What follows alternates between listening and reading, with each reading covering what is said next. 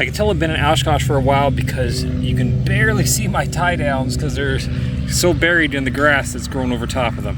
Well, had a couple people help push me out of my camping spot, and I should be able to start up and power out of here. Say goodbye to Oshkosh 2025. Oshkosh departure information, Zulu 1253 Zulu, wind 290 at 4, visibility 10, sky clear.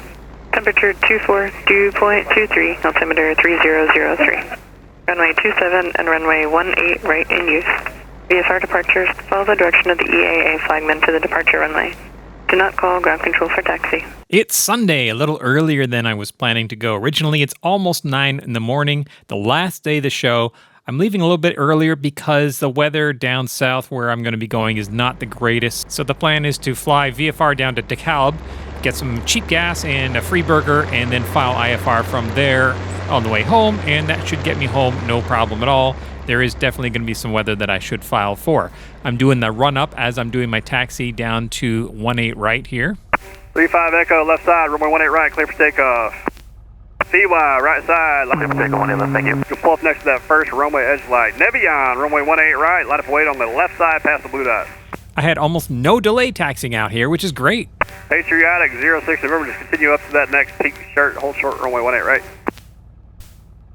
CY on the right side, runway 18 right, clear for takeoff. And here's my first delay. There's some planes coming up from the south, and I'm going to have to wait for them. They've waved for me to stop, so I'm going to sit here in the heat with my canopy closed. American Champ, runway 18 right, past the blue dot on the right side, line up wait. A few of those planes came up from the south, and then they waved me on. It was my turn. 53 go off, runway 18 right on the right side past the blue dot, line up wait. All departures, flight in 180, out of below 1,305th class Delta airspace. 10 Bravo, runway 18 right, clear for takeoff. 41 uniform, runway 18 right on the left side past the blue dot, line up wait. 53 go off, can you up another 15 feet for me? I'm eager to get going. It's only 9 o'clock in the morning, but it's hot already, and especially underneath this greenhouse of a canopy. 53 go off, runway 18 right, clear for takeoff. My Canadian Cherokee, runway 18 right on the right side, line up wait. That Canadian Cherokee is the guy in front of me, so I'm expecting I'm going to get the left side of 18. The runway is wide enough that they can actually have simultaneous operations side by side. Well, it's staggered left and right on the same runway, just to get as many airplanes off and out of Oshkosh in the shortest amount of time possible. 41 uniform, runway 18 right on the left side, clear for takeoff. They do one airplane at a time, as you can see, just so they don't have two airplanes side by side departing. So now that he's gone, they'll taxi me over to the left side. Cherokee, go and taxi up another 15 feet. My Canard, line up and wait on the left side past the blue dot.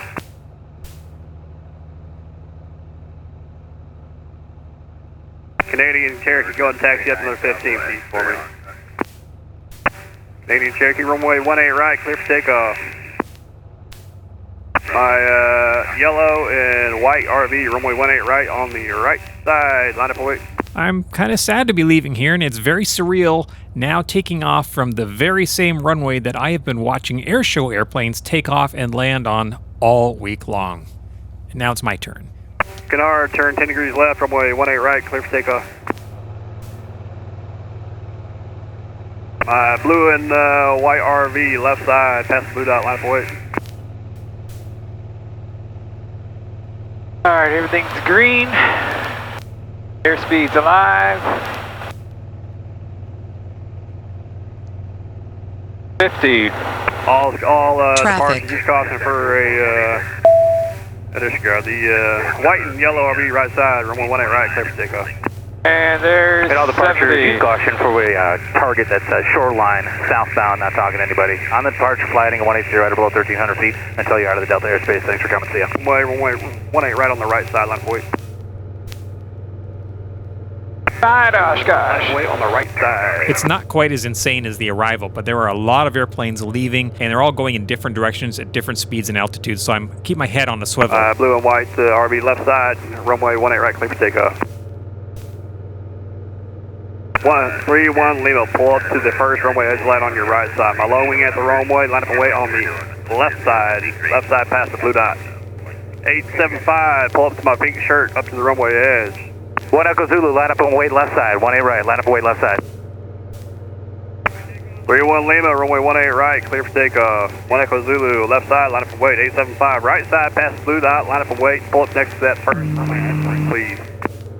I'm now outside the class Delta, so I can climb past 1,300 feet if I wish, which I do wish. I turned left 10 degrees as instructed, but as I did, I noticed this other airplane that came off the right side is now also turning left, and I'm trying to climb up above him, but he's kind of coming underneath me, so I'm watching this on both ADS-B and I'm watching out the window because I don't want to hit this guy. So I actually, if you look for the next little while, I'm kind of turning left and right, just trying to stay away from all the other traffic that's coming out of Oshkosh because they are going every which way, and I guess everyone else is trying to do the same thing, trying to turn and avoid everybody else. A lot of people are heading south directly out of Oshkosh. So I got this new stick-on Sunshield. I'm going to try it for the first time. And my tester there on the upwind just rotated 10 degrees left, please, for traffic behind. Oh yeah, that's awesome. I don't even need this top one right now. Hi, wind me upwind. Just get 10 degrees left, and we'll see you next time. Thanks for coming. Thanks for coming to Oshkosh.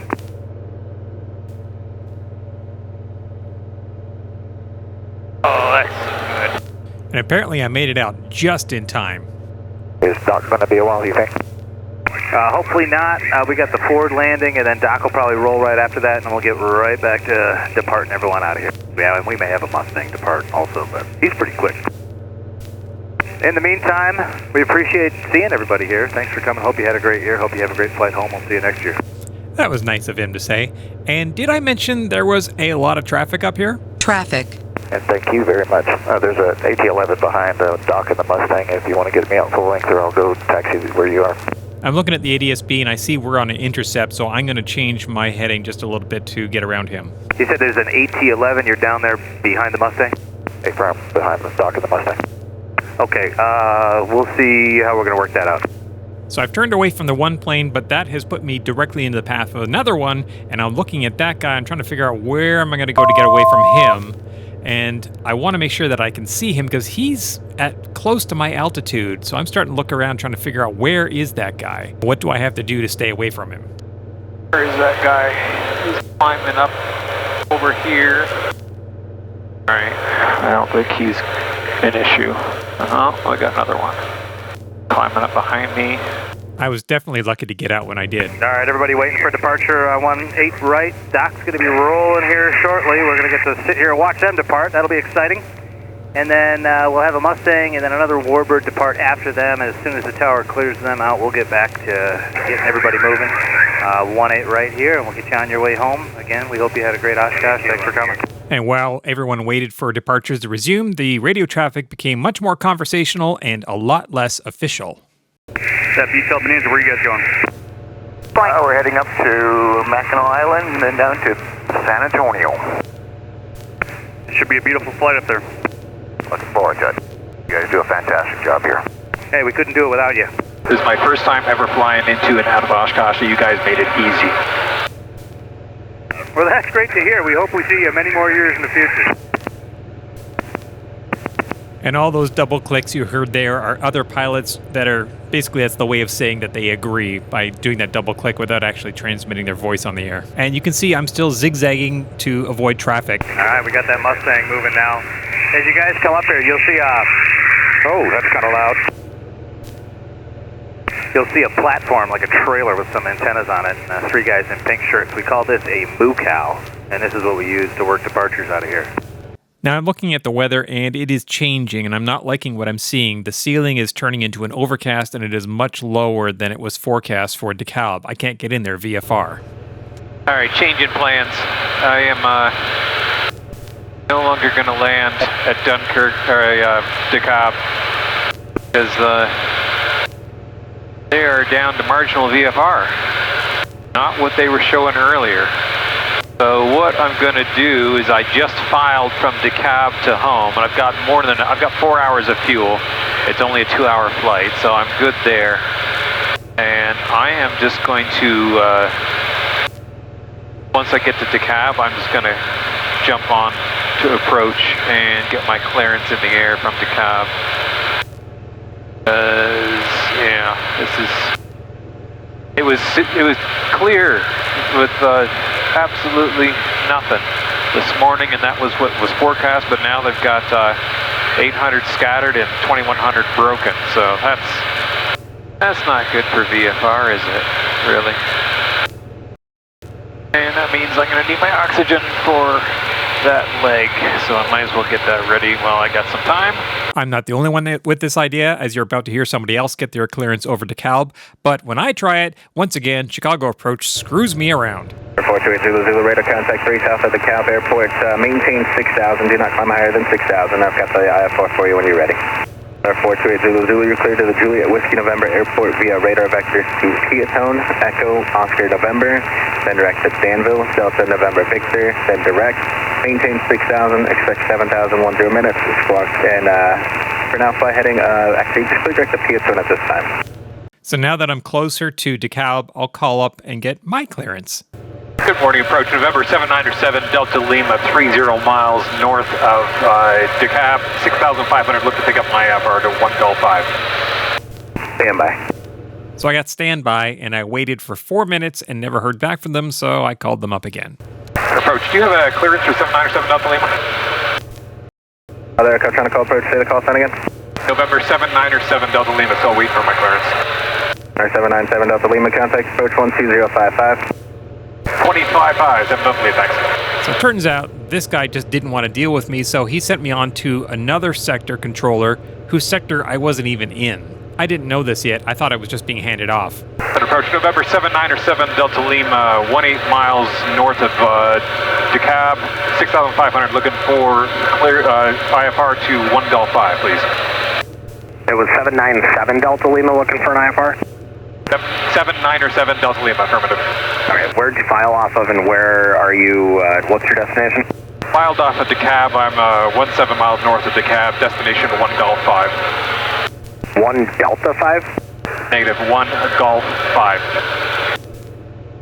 Alright, you're not in my airspace. I'll see if I can find the paperwork, and if they want to take you, we usually don't do pop-up IFRs in our airspace here, but I'll see if we can figure it out. It shouldn't be a pop-up, I definitely filed. No, I understand that, but with Oshkosh going on in our sector saturation, we can't always accept the pop-up IFRs. I understand. Previous guys actually passed me to you, so I don't know if I was in his sector and he just gave me to you. Okay, just stand by, please. Now this is the point where I realize I'm being screwed around with. 797 Delta Lima, you can contact approach on 133.5 and they'll give you your IFR over there. That's whose airspace you're in. Alright, 1335, that's who actually sent me to you. Okay, I just talked to him and he said that he would give you the IFR, so try him again on 33.5. Book out, thanks. Approach November 797 Delta Lima, looking for my IFR approach. Clearance. November 797 Delta Lima, Chicago approach, squawk 7205. 7205, 7 Delta Lima. November 797 Delta Lima, you're ready to contact 7 north of DeKalb at 8,000. The midway altimeter is 3005. 3005 and 8,000, climbing 8,005 currently, 7 Delta Lima. For 7 Delta Lima, I got two options for you. So if you want to stay up high, I'm going to have to keep you VFR just for O'Hare arrivals to the southwest. Or if you want your IFR, I'm going to take you back down to 5. Alright, let's stay VFR, and then once we get past your sector, can we go ahead and switch? Because that's going to put me right in the middle of IMC. 7 Delta Lima, that's fine. Just maintain VFR there and outside the proper airspace, and I'll have your IFR here in about 30 miles or so or less. 7 Delta Lima, thanks for your help. I'm definitely watching these clouds because I do have to stay VFR at this point. November 797 Delta Lima, contact approach 119.35. We're going to be the ones that will issue you the IFR when it's safe for you. Have a good day. 1935, thanks for your help, 7 Delta Lima. And approach November 797 Delta Lima, 8,500. November 797 Delta Lima, Chicago approach, midway altimeter 3005. Expect your IFR clearance in about 20 miles. Boca, 7 Delta Lima at 3005, 7 Delta Lima. I make a couple small turns to stay out of these clouds while I wait for my clearance. November 797 Delta Lima, you clear to India Golf 5 Airport. Via, proceed direct to Echo, Oscar November, then that's file, I maintain 9,000. Okay, it's cleared to, it's actually 1 Golf 5, not India Golf 5. Echo Oscar November, then as filed, and climb maintain 9,000, Delta Lima. November 7 Delta Lima, thank you. 1 Golf 5, your readback is correct. And now I can relax. I actually find flying in the IFR system with all its rigid procedures quite relaxing and calming. I don't know if that's weird, if it's just me, but I definitely do. November 7 Delta Lima, go to Chicago Center on 123.75. 2375 for 7 Delta Lima. Thanks and have a good day. You too. Flight 570. Chicago Center, good morning. November 7 7 Delta Lima, 9,000. November 797 Delta Lima, Chicago Center, welcome Valley altimeter 3005. 3005, 7 Delta Lima. And here's the next challenge. There's a lot of planes flying around up here, VFR, not talking to the controllers, in weather that I would not exactly consider to be VFR. They called this guy out to me, but he was definitely not the only one that I saw. I saw quite a few of these on this trip home. November 797 Delta Lima, contact Chicago Center. Actually, November 797 Delta Lima, before you go, traffic at your 1 o'clock in about 3 miles eastbound. I'm talking to him. It's a Skylane 9500. 7 Delta Lima is working. 7 Delta Lima has traffic. November 7 Delta Lima, thanks. Contact Chicago Center 132.5. 1325, 7 Delta Lima, thanks, have a good day. Chicago Center, November 7 Delta Lima, 900,000. November 7 Delta Lima, Chicago Center, Yankee altimeter 3007. You do a VFR traffic off your right wing in about half a mile. It's the same direction, VFR 9,500. 7 Delta Lima, 3007 and has the traffic. Okay. November 7 Delta Lima, clear direct to map. Direct map, 7 Delta Lima. That lets me skip a couple waypoints. That saves me not a lot of time, but a little bit of time. So now, as I'm heading farther and farther west away from Chicago, the radio traffic is getting less and less busy. I have myself a snack because I didn't get that free hamburger at DeKalb. So how did Oshkosh 2025 go for me? This is the very first time I've flown my airplane into Oshkosh, my own airplane. So what went well? My tent was great. I did have a tarp underneath my tent because it... Oh, hang on. Delta, traffic is no factor. They are now behind you. Altitude is your discretion. Thank you for the help. So the tent worked really well. Sorry, I had to stop there. I just got a CAS notification that my CHT was up, and that's because I was kind of pushing the engine a little fast. Coming through 1.747,000 heading. So tent was great. I did have a tarp underneath it to protect against water coming up, but it actually worked a little too well because when we had a heavy rain, I guess the water kind of like went down the outside of the tent and wicked underneath, and I woke up after our big rainstorm on a waterbed with the water caught between the two, which is not ideal. So I ended up just ripping that tarp out of there, so I think I'd probably skip that next time. What else worked really well? Meals. Knowing that the food at Oshkosh was surprisingly good quality food. It was tasty, but oh my God, was it expensive. The cheeseburger, just like a regular cheeseburger and a drink, $25, $30 for that. So what I ended up doing was I brought a box of MREs, not expired, but surplus MREs, and that's what I had for dinner each night, and they were good, and I had a nice variety of food, and relatively cheap. I think they were about $5 a piece, and they're filling. So that was, I would do that again in a second. That was a good decision. I did bring a bunch of cash, didn't really need it. Everybody takes credit cards, so I think the days of cash as a requirement at Oshkosh are over. I did use cash to tip the welcome wagon folk that were driving us home builders around, which is really a nice comment I want to make, that they really go out of their way to treat the home builders so well. I mean, they really see us as something special, and we get our own camping area, and we get prizes and mugs and a free taxi to take us anywhere we want. And so that was really nice to see that EAA is really still strongly behind home builders, which is really the core of what EAA is about. I got into the pattern of getting up early. You're going to get up early regardless of what you want to do or not if you're in a tent. Departures each day start at 6 a.m. The sun is already up. It's getting hot. People are starting up their planes. So between 6 and 6:30 in the morning is when you are going to be getting up. So I did that. I had breakfast, had my shower, and then I would go in and do all the exhibits that I could until I couldn't do that anymore. I'd usually have lunch there, and then by about 1 o'clock I was done because it was so hot that I came back and then would just relax and get ready for the air show, which starts at 2 or 2:15. All the cozy guys, we would kind of gather around, sit together in the shade and watch the air show. That was a really nice pattern to get into. The showers and toilets, so great. Last time I was at Oshkosh, we had showers that were just like kitchen sprayers on the end of a hose. These are real showers. And you could go in there and change and hang your stuff up and have a nice shower. Bathrooms, again, full flush toilets, no porta-johns here. And the bathrooms were air conditioned, which was really nice. Air shows were great as always. It was really kind of sad to see that people were like, they're just watching the big jets flying around.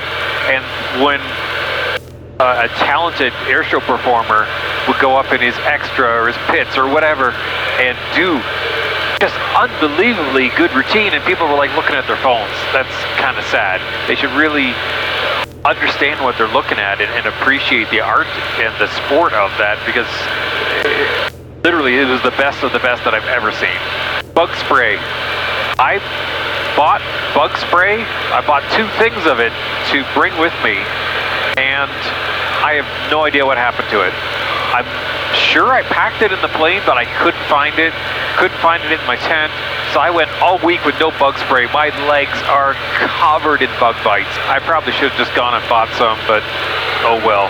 I kept thinking I was going to find it, and I didn't want to spend $25 at Oshkosh for a thing of bug spray. I'm fairly sure that when I unpack the plane, I'm going to find it, or maybe it's in the hangar still. I don't know. That was a big fail on my part. I am flying home IFR, and conditions warrant that.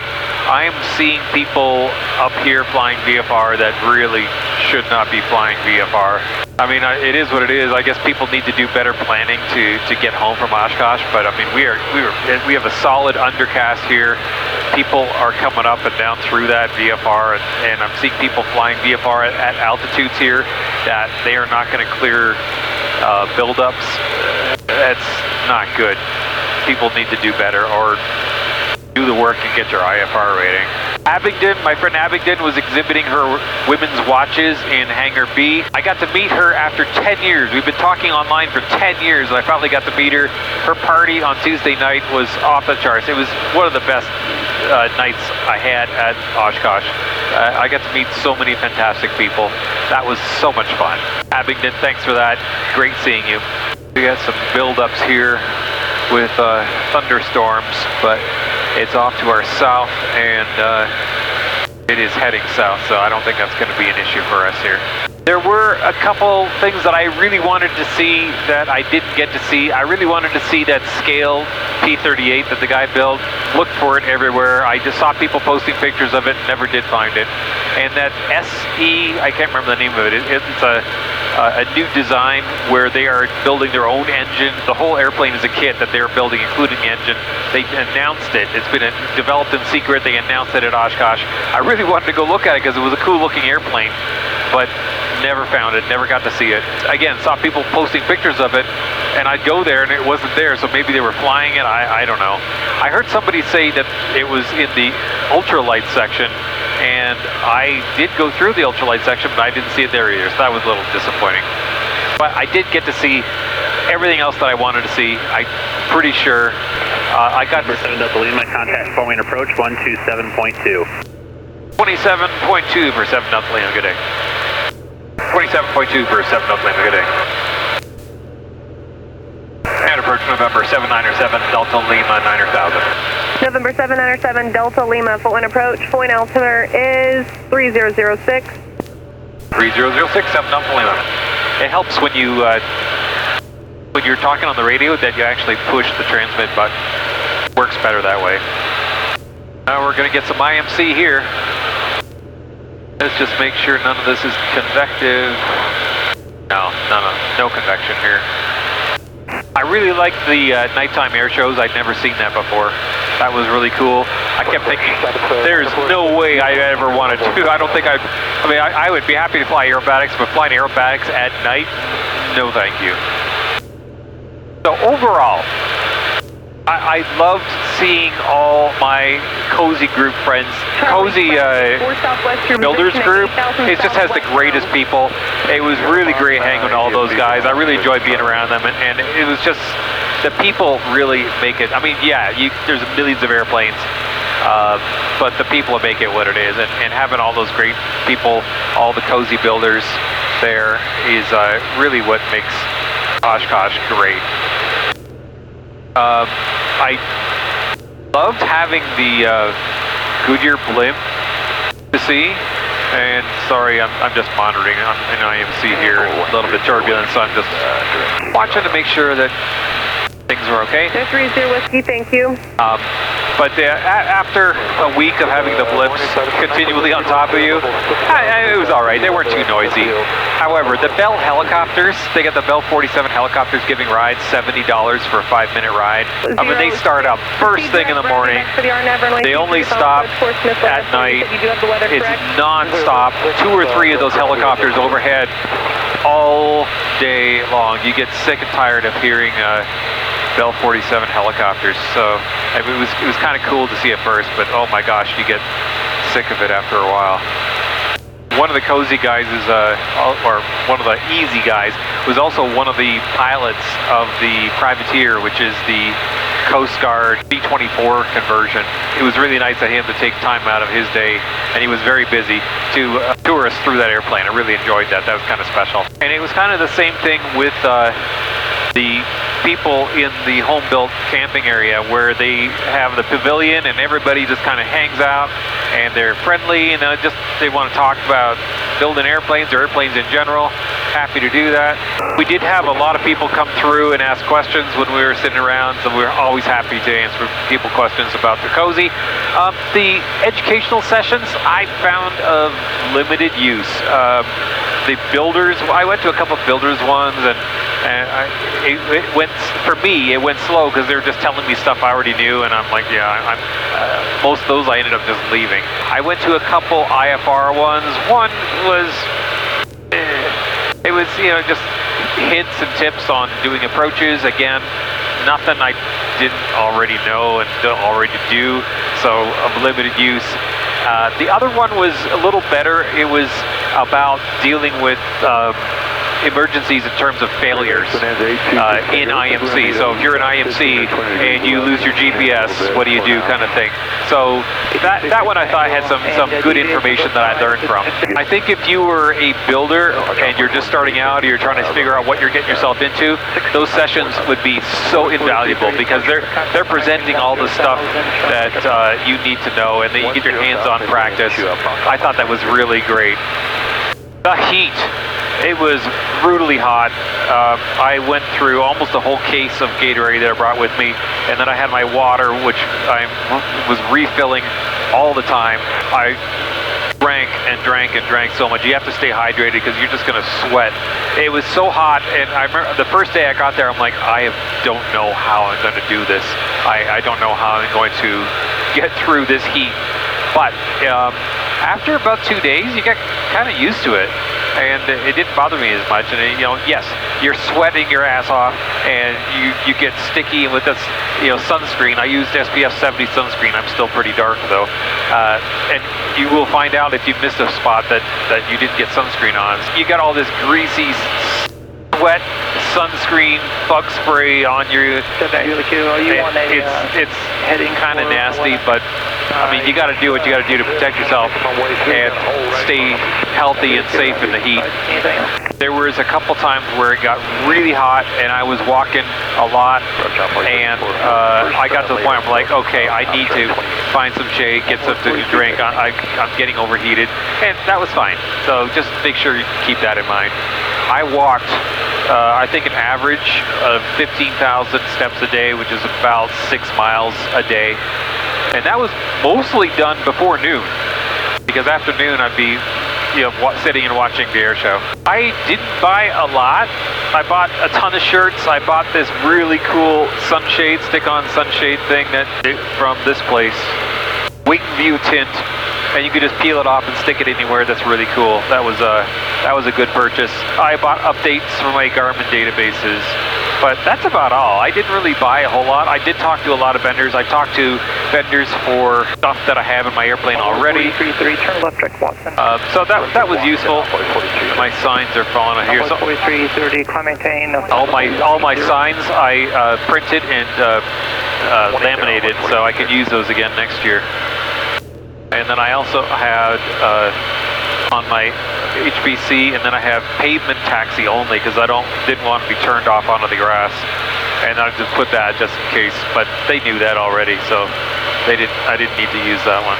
So only about an hour left to go. I've got a blissful tailwind because on the way in I had just a brutal headwind, so I'm getting it on the way home. I'm doing 186 knots over the ground, which I could actually push it a little faster than that if I wanted to use some gas, but 186 knots, ground speed, 8.2 gallons per hour, 9,000 feet. 9,000 feet is this airplane's happy place. That's why I'm here. Anyway, so that's my recap of Oshkosh. Every day I woke up, I'm like, I am so lucky to be here. I love this. I love talking to the people. I love just being immersed in aviation. I love going to all the vendors and talking to the vendors. And I went to talk to the Beta airplane people. They were so nice.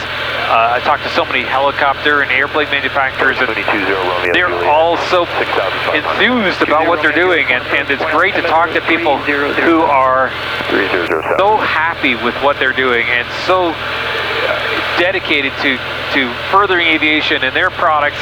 So that whole spirit and the vibe of Oshkosh is what makes me want to go back, and I can't wait to go back again next year. It's kind of sad leaving. I guess I was kind of, you know what, I was kind of ready. I'm finished sleeping in the tent for a while. It'll be nice to sleep in a bed, but it was sad leaving. But next year we'll see you back at Oshkosh 2026. Oh, my mattress. I will talk about my mattress in the tent. I have this foam mattress that is also a blow-up mattress. It has memory foam in it.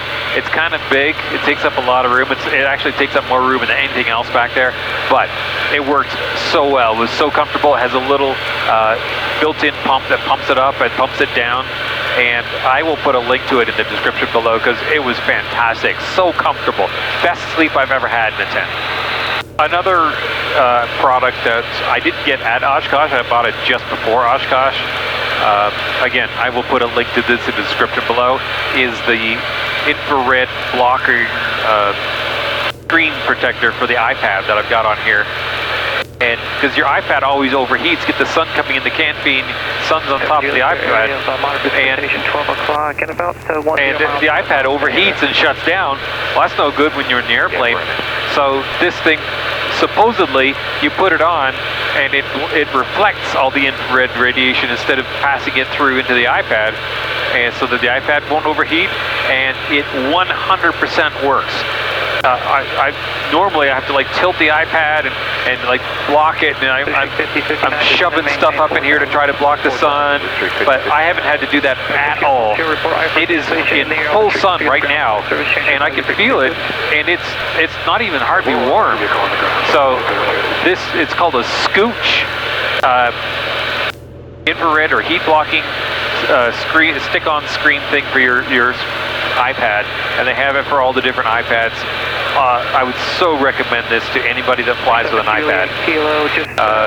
Again, link in the description below. Roger, I'm just kind of picking my way through. Got a little bit of hold here. 7 Juliet Kilo, roger.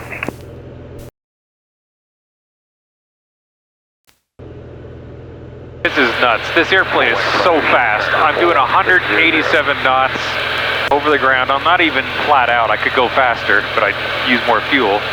187 knots. I'm just passing over Fort Wayne, and I'll be home in Cleveland in 44 minutes. This airplane is a time machine.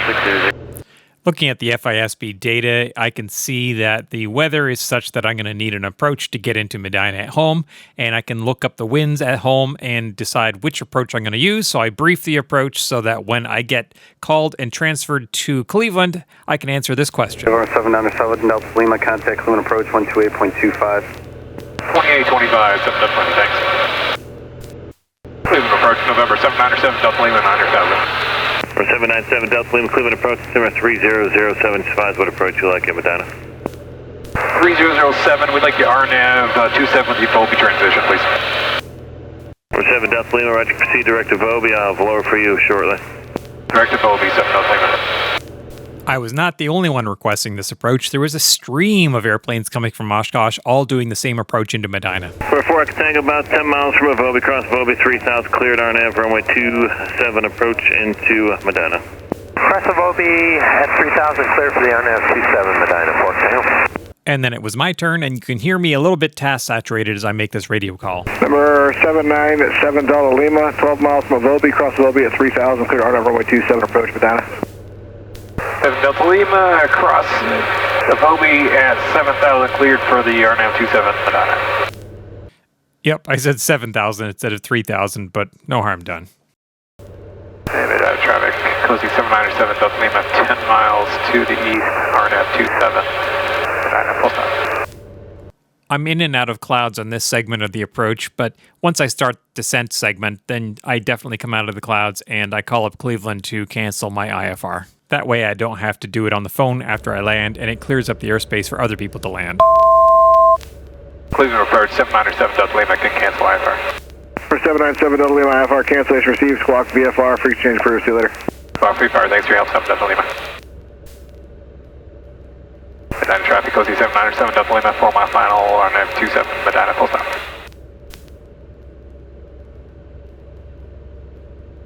What's the ceiling out there, do you know? About 2,700. The bases are at 27? Yep. Cool.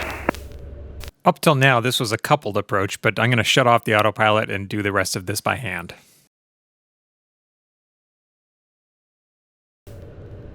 Minimums.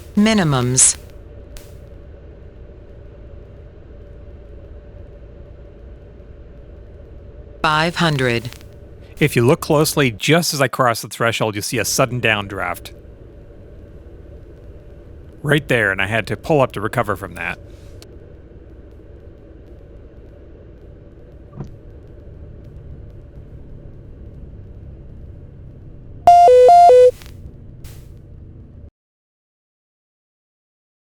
Well, that's my trip to Oshkosh. I hope you enjoyed coming along with me. If you have any questions, comments, suggestions, please leave them in the comments section below. As always, thanks for watching.